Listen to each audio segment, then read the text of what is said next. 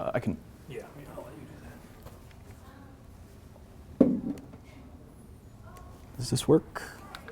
Cool, this works. All right, so hi everybody, I'm Andrew. Of course. Oh my. Oh, there's a laser pointer. Cool. Did I do that? Do you have sensitive material in this presentation? What are you going to do? I have no idea what's going on here. All right, so I am the first student from the interdisciplinary global programs to go to China. I spent 1 year at Chongqing Youdian Daxue, the Chongqing University of Posts and Telecommunications is the English name. It's pretty lengthy. Yeah. Okay. Oh my.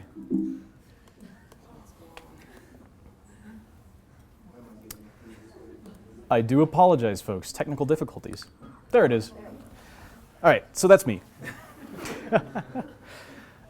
So I have dual majors through GCEP in computer science and comparative cultural studies. During my year in China, I spent most of my time studying Chinese language and then studied as well one computer science class.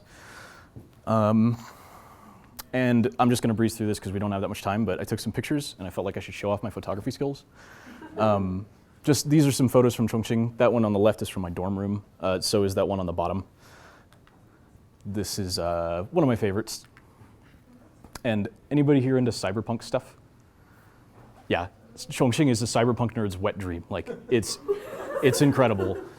This is everywhere. Like you can't get anywhere without seeing this cityscape. And that, I don't know if you can tell, but this guy is carrying a computer with a sack of bricks as a lever.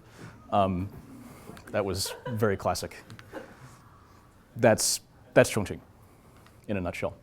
Okay, so the topic that really caught my eye while I was in China and that I later decided to do this study on is why is it that the Chinese government model, the way that the Chinese government operates differs so vastly from ours. And I realize that for some people that may seem like something of a strange question to ask, but as an American living abroad, I felt like it was something that I really needed to come up with a way to explain to myself, some sort of understanding. So really what I want to talk about is why is it that states govern differently than one another?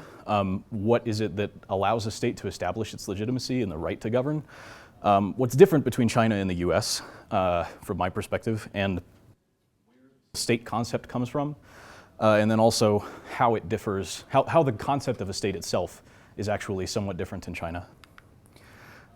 So the real question here is, what is it that makes a government legitimate, right? What is it that makes a government the government and not just a bunch of people who say that you should do what they tell you? How do they establish their legitimacy?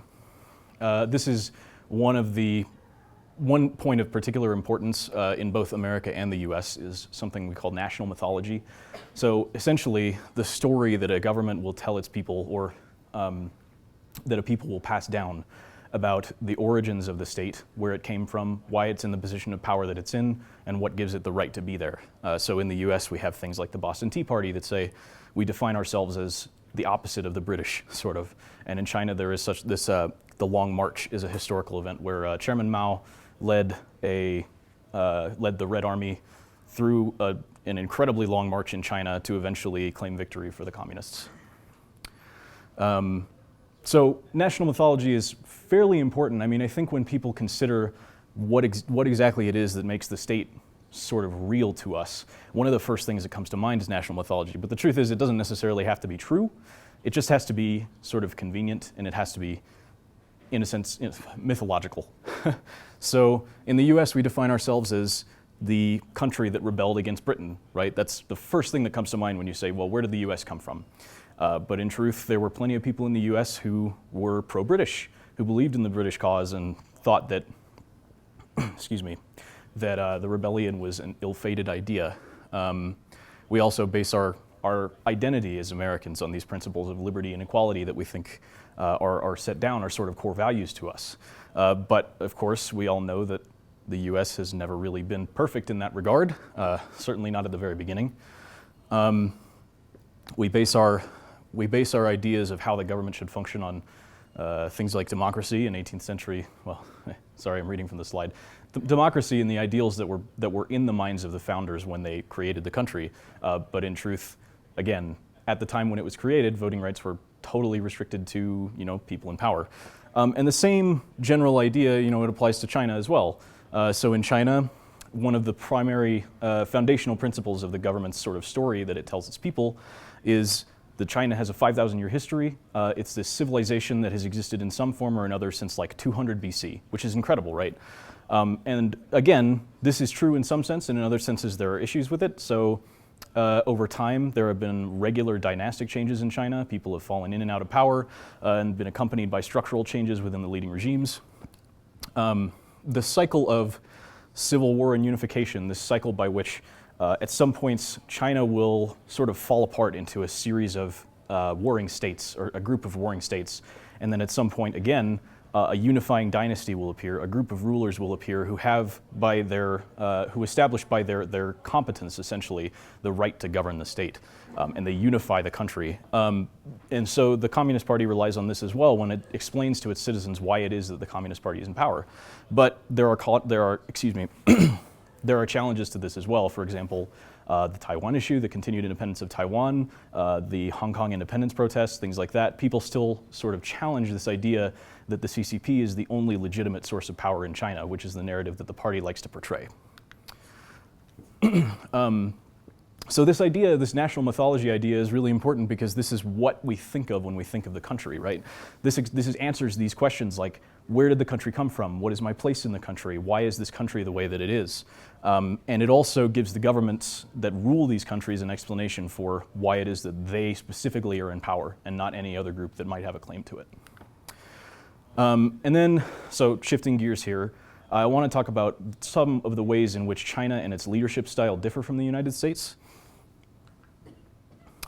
So we typically associate the idea of how a state should function with the Peace of Westphalia, this treaty that was signed in 1648 in the middle of what would later become Germany.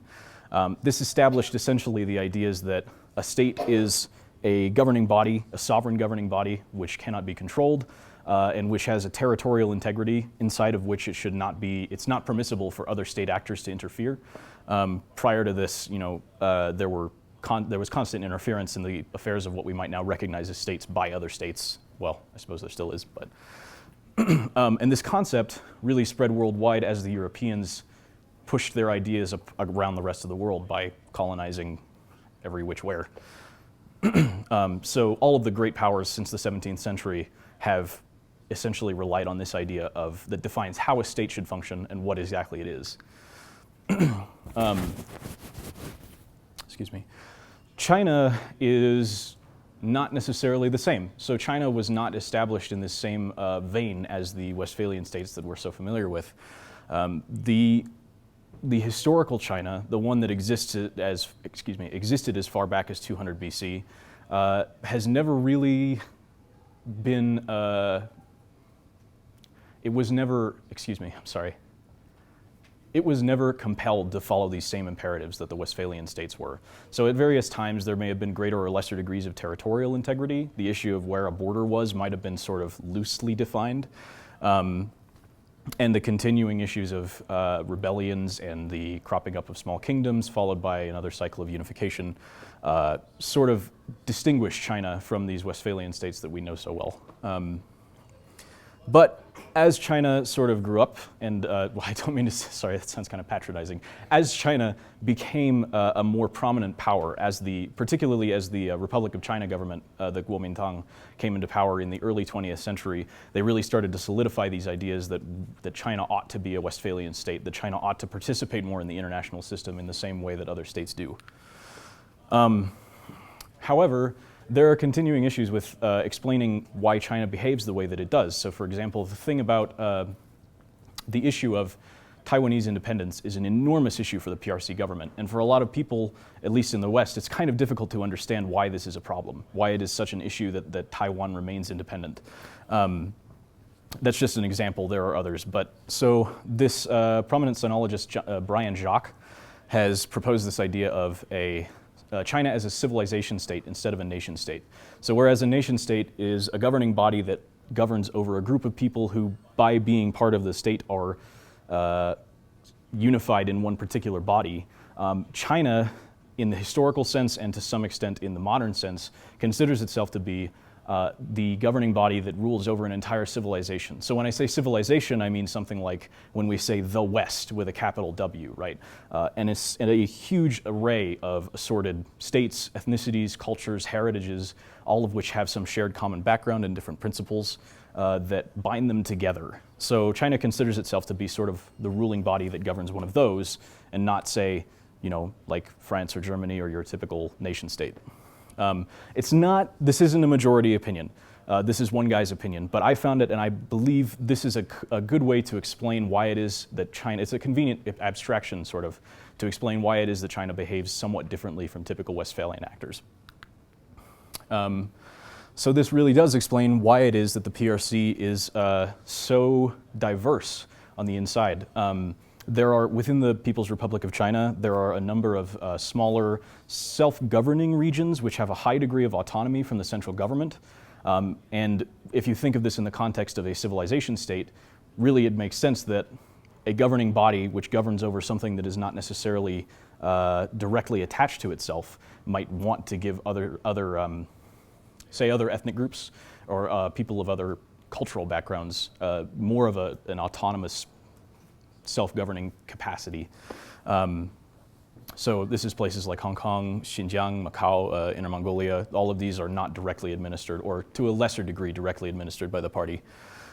This is in strict contrast with nation states where every citizen, regardless of where they live or what ethnic group they are, is essentially underneath the governing body that is in power. So despite all of this, the truth is that China is still fundamentally a Westphalian type actor. This is a convenient way to explain some of the, let's call them idiosyncrasies, that we perceive. But it is worth remembering that China does still behave in its own national interest and so on and so forth. But I believe it's important that we understand why it is that these things are different in China than they are here, because the truth is that if we don't understand them, we can't proceed in a world where China is important without understanding them. And yeah, as I said, so understanding these things can illuminate a lot of things that are sort of, pardon me, I'm going too far here.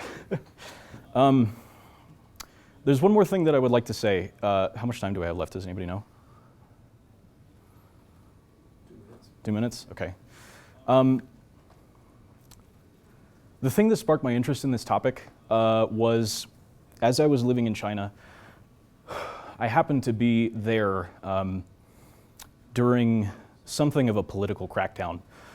As I was living in China, I regularly heard news about human rights lawyers being imprisoned and restrictions on the internet coming down harsher than they had been before, or not being lifted when they usually would have been.